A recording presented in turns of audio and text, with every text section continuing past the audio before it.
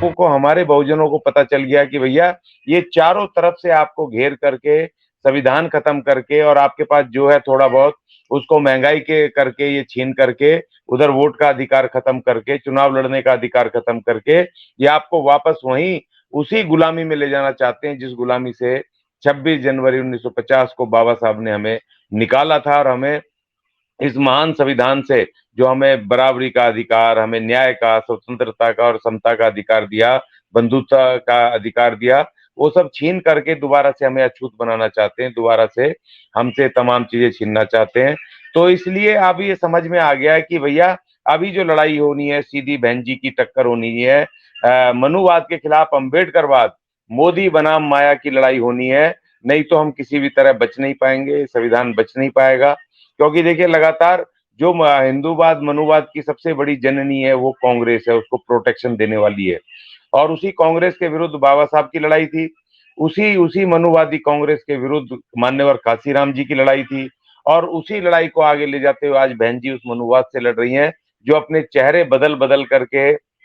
कभी जनता पार्टी के रूप में आ गए, कभी वो इसे बीजेपी के रूप में आ गए, और कभी अपने अपने चेहरों को एक्सटेंड करते हैं आम आदमी पार्टी और ये दूसरे जो दल हैं उनके उनके रूप में करके। और ये आपस में एक है, भाई भाई हैं। जिस तरीके से इन्होंने ये कहा कि मोदी को रोकना है तो कांग्रेस के जनेऊधारी कांग्रेस के बीच में उसके पीछे लग जाओ और एक जनेऊधारी से दूसरे जनेऊधारी को ये सत्ता सौंप दो और हम इसी तरह गुलाम रहें, उसी तरह से हम तड़पते रहें, उसी तरह से हमारी तकलीफ रहे। नमस्कार, मेरा नाम है सुरेंद्र सिंह और आप देख रहे हैं एसएम न्यूज। हमारे साथ अशोक अज्ञानी है जो नाम किसी तारीफ के मोहताज नहीं है। स्वागत है अशोक जी आपका हमारे चैनल में।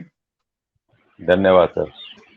अशोक जी, आपके स्टेटमेंटों में लगातार ये आ रहा है कि इस वक्त मोदी का जादू कम होता जा रहा है और बहन जी का जादू चरम सीमा पर या शिखर पर चढ़कर बोल रहा है। क्या कहना चाहेंगे, किस तरीके से देखते हैं कि मोदी का जादू, जबकि आज पूरा देश हिंदू राष्ट्र बनने को तैयार है, तमाम जय जयकार हो रही है मोदी जी की, फिर भी आप कह रहे हैं कि बहन जी की सरकार आएगी। किस तरीके से आप देखते हैं, क्या कहना चाहेंगे सर?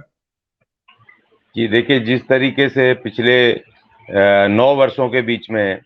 मनुवाद ने अपना रूप दिखाया, असली रूप दिखाया है, हिंदू राष्ट्र का जो नारा दिया, और हिंदू राष्ट्र में जिस तरीके से हमारे लोकतांत्रिक के संविधान के ऊपर कुठाराघात हो रहे हैं, जिस तरीके से हमारे लोगों के खिलाफ एट्रोसिटीज पूरे देश में हो रही हैं, और जिस तरीके से ये संविधान को खत्म करने के लिए इन्होंने कवायद शुरू की है, तो वो एक तरह से हमारे तमाम लोगों तक वो पहुंच गया, पूरा मामला पहुंच गया है। जो हमारे लोग हैं, खास तौर पे जो वर्किंग क्लास हमारे बहुजन हैं, जो मेहनत करके रोटी खाते हैं, जो जो वो करते हैं पूरे दिन रात एक करके अपने परिवार को चलाते हैं ईमानदारी के साथ। अब उनको पता चल गया है कि ये तो हमारी गुलामी का बिल्कुल ये कोशिश कर रहे हैं कि 2024 में ये हिंदू राष्ट्र के नाम पर, हिंदूवाद के नाम पर, मंदिरों के नाम पर ये हमें बरगला करके और हमें ये गुलामी की तरफ लेकर के जाएंगे। हमारे संविधान में जो हमारे अधिकार हैं उनको खत्म करेंगे। तो इस वजह से जो हम प्रचार कर रहे हैं लगातार, और लोगों को जो समझ आ रही है कि आज की तारीख में एक तरफ ये नारा दे रहे हैं मंदिर का, एक तरफ ये हिंदू राष्ट्र की बात कर रहे हैं, और एक तरफ एट्रोसिटी तो छोड़ो, यहाँ पर 140 रुपए किलो वो टमाटर बिक रहे हैं। जो तो रोटी खाएंगे कैसे, तनख्वाहें बढ़ नहीं रही है, ठेकेदारी पे नौकरी कर रहे हैं और महंगाई दिन पे दिन बढ़ रही है। तो इस तरीके से लोग देखिए, भारत जोड़ो यात्रा की राहुल गांधी जी ने, जनेऊधारी राहुल गांधी जी ने की ये भारत जोड़ो यात्रा, लेकिन उनके एक भी भाषण में उन्होंने हमारे देश का नाम भारत नहीं लिया। वो हिंदुस्तान हिंदुस्तान चिल्ला रहे हैं, जबकि भारत के संविधान में हिंदुस्तान शब्द कहीं पर भी नहीं लिखा है। भारत का नाम भारत अर्थात इंडिया है। और देखिए, ये उसको तो कह रहे हैं कभी कभी बीच में कि मोदी ने देश बेच दिया, रेल बेच दी, ये कर दिया, वो कर दिया। लेकिन ये राहुल गांधी जी ने कभी ये नहीं कहा कि भैया जो आर्थिक नीतियां 1992 में लेकर के आए थे, 1992 में कांग्रेस सरकार लाई थी, और जिसके निजीकरण और ठेकेदारी के उसमें उसकी वजह से हम लोग आज, हमारा रिजर्वेशन खत्म हुआ एससी एसटी का, हमारा जो उसमें वो थी अधिकार था, हमारा हिस्सेदारी थी सरकारी संस्थानों में, नौकरी का, बजट का, वो सारी चीजें खत्म होके हम पक्की नौकरी से ठेकेदारी पर आए कांग्रेस की उस भयावह नीति की वजह से। तो राहुल गांधी आज, और जिस नीति से अटल बिहारी वाजपेयी ने देश बेचा, जिस नीति से डॉक्टर मनमोहन सिंह ने देश बेचा, जिस नीति से अब मोदी जी देश को बेच रहे हैं, उसी नीति को वो ये नहीं कह रहे हैं कि भैया हम नीतियों को उनको वापस लेंगे, उन नई आर्थिक नीतियों को जो अब पुरानी हो गई है, 1992 में लाए थे कांग्रेस। वो कभी एक बार उन्होंने एक शब्द नहीं कहा कि उस निजीकरण की, उस ग्लोबलाइजेशन की, उन नीतियों को हम वापस लेंगे और हम वो नीतियां लेकर के आएंगे जो कि देश में पब्लिक सेक्टर है, सरकारी संस्थान है, दोबारा से वापस आएंगे। हम दोबारा से उसमें रिजर्वेशन लागू होगा और उसमें तमाम जो बजट का हिस्सा है वो बढ़ेगा हमारा, हमारे एस सी एस टी का जो 22.5% बजट में, शिक्षा में, हर चीज में हमारा जो हिस्सा है नौकरियों में वो हमें मिलेगा। क्योंकि उस निजीकरण की वजह से सिर्फ सरकारी संस्थान जिसमें नौकरियां थी वही प्राइवेट नहीं हुए, इन्होंने शिक्षा सबसे पहले प्राइवेट की, जिससे कि हमारे एस सी एस टी के लोग उसमें ना पढ़ पाए, हमारे बहुजनों के लोग उसमें ना पढ़ पाए, और जिससे कि हम दोबारा से इनके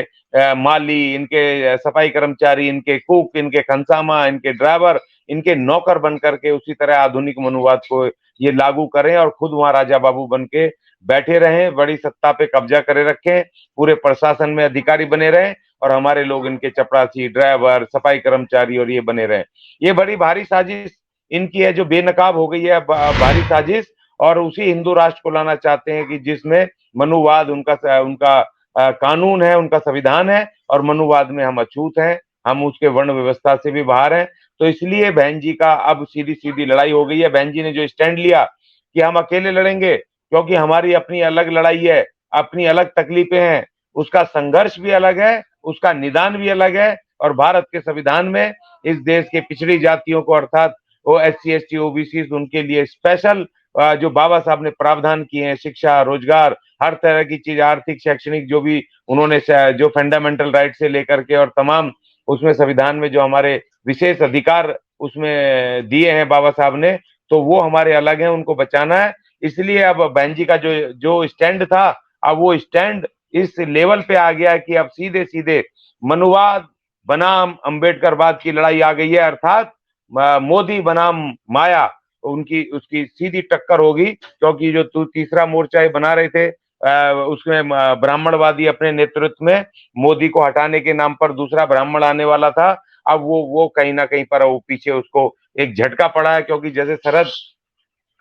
पवार की पार्टी टूटी, अजीत पवार जिस तरीके से भ्रष्टाचार से बचने के लिए बीजेपी में आए, उसी तरीके से अभी नीतीश कुमार की पार्टी के भी सुना वो आने वाले हैं बहुत सारे, जिनको नोटिस जा रहे हैं। समाजवादी पार्टी के भी नोटिस पहुंचने वाले हैं, वो भी भगदड़ मच गई है। तो जो बहन जी ने जो स्टैंड लिया था कि हमारी लड़ाई अलग है, इन मनुवादियों के साथ हम नहीं रहेंगे, हमारा सीधा दखल, बहुजनों का सीधा दखल, जो अम्बेडकरवादी है उनका सीधा दखल, अब मनुवाद से सीधी लड़ाई होगी। क्योंकि इन पार्टियों में भी सारे के सारे जनेऊधारी और वो तमाम वही लोग हैं जो मनुवाद को मानते हैं, वही नेता हैं जो पूजा करते हैं। वही अखिलेश यादव, वो भी पूजा करके बताते हैं मंदिरों में कि हम पूजा कर रहे हैं जी, देखो हम भी भगवान को मानते हैं तुम्हारे। जिन्होंने अपनी अपर कास्ट महिलाओं के साथ शादियां की हैं, जिन्होंने की जो, वो भी जाकर के मंदिरों में मत्था टेकते हैं, वो भी अपने आप को स्वर्ण बनने की वो कोशिश करते हैं, कवायद करते हैं। तो अब ये सीधी सीधी लड़ाई जो बहन जी की सीधी टक्कर अब होनी है, क्योंकि अंबेडकरवाद की जो सबसे बड़ी नेता है हमारी बहन कुमारी मायावती,